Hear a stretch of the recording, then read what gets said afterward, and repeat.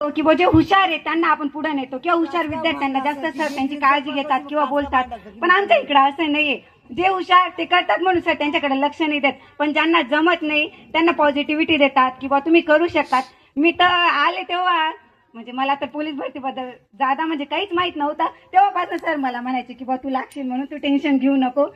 ग्राउंडवर बी जर गेले, आता आमच्या ग्राउंडला स्पेशल 3 ट्रेनर आहे ग्राउंड घेण्यासाठी, पण दररोज सकाळी 5 वाजता ठुबे सर ग्राउंडवर हजर असतात. त्यांना काही गरज नाही, कारण 3 ट्रेनर म्हणजे एकदम बेस्ट आहे सगळं घेण्यासाठी. पण तरी सुद्धा ते त्यांच्या काळजीने 5 वाजता ग्राउंडवर उभे राहतात.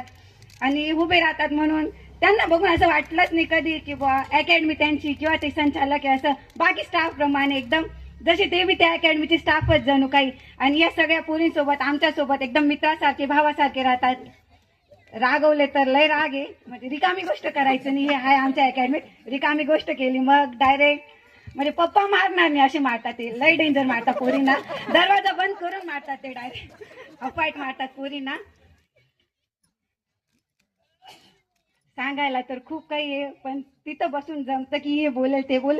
क्लासमध्ये मी बसल्यानंतर मला वाटलं की हे पॉईंट राहिलं ते पॉईंट राहिलं, पण इथं आल्यानंतर नाही सुचत काही बोलावं असं. पण मी सांगेल की मी ज्या ठिकाणी गेली त्या योग्य ठिकाणी गेली, कारण की ना ठुबे सर वैयक्तिक सगळ्या मुलींकडे लक्ष देतात. ते म्हणत नाही का, सुरुवातीला मी क्लासमध्ये गेली डायरेक्ट बे बेदुने 4 म्हटलं हे काय, पण तेव्हा कळालं की बा शून्यातनं सुरुवात करण्याचा फायदा आज मला लय मोठा झालाय.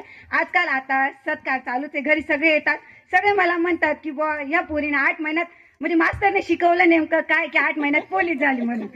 मग मी सरांना तेच बोलले, आज मी लय 8 दिवस झाले इकडे येऊन गेली. म्हटलं सर जे आले ते विचारू राहिले की मास्तरने 8 महिन्यात शिकवलंच काय की पोरगी डायरेक्ट पोलीस म्हणून.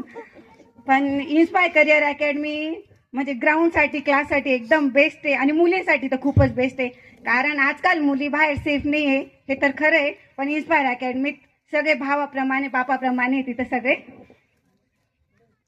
तिथं मोबाईल जमा असतो.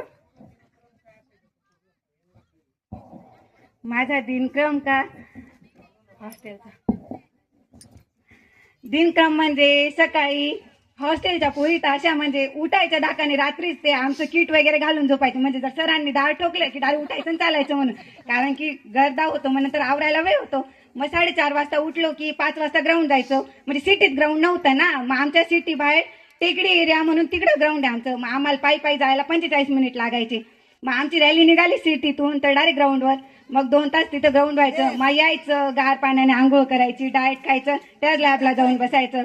आणि सरांची एक शिस्त आहे, म्हणजे 11 पर्यंत पोरगी लॅबलाच पाहिजे. मग लॅबला बाहेरून कुलूप का लावणं होईना. मग आता आमचं ग्राउंड संपलं होतं, मग त्यानंतर तर ग्राउंडला उठायचं कामच नव्हतं. मग पहाटेपर्यंत सरांच्या लॅबला डायरेक्ट कुलूप असायचं की पोरी झोपतील बी लॅबमध्ये, बसतील बी लॅबमध्ये. आम्ही झोपायचो बी लॅबमध्ये, पहाटे 5:30 वाजेपर्यंत लॅबमध्येच बसायचो, लॅबमध्येच झोपायचो.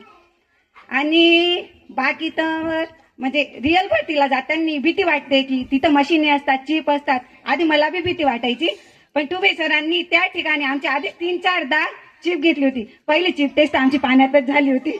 पोरींची डायरेक्ट भरतीची भीती डायरेक्ट निघूनच गेली होती. म्हणजे पाणी आलं पळा, 100 मीटर पाण्यात पळा. आणि गोळा फेक तर मला सरांनी शिकवलं होतं. ते इकडं जड उचलण्यामुळे माझं पहिल्या दिवसापासूनच गोळा आउट ऑफ होता, नाही तर पोरींचे गोळ्यापासून लय रडणे होते. म्हणून माझं ग्राउंड 45 आलं होतं. आणि 100 मीटर बी माझं बऱ्यापैकी चांगलं होतं. आणि माझं ग्राउंड चांगलं येण्याचं एक मुख्य कारण म्हणजे मी जर ग्राउंडला पळायला गेली की सरांनी हाक द्यायचं, रंगू पळ, रंगू वड. लय जोर जोरांनी सर मला ओरडायचे की वड वड वड. सगळ्यात पुढं बी राहायची तरी बी मारायचे की अजून वड. मग आता इतकून पुढं किती ओढायचं. पण सरांचं हे मारलेलं किंवा माझ्यावर ओरडलेलं मला आज लय कामी आले. सरांचे खूप परत एकदा खूप खूप धन्यवाद. एवढे बोलून मी माझे 2 शब्द संपवते. जय हिंद, जय महाराष्ट्र.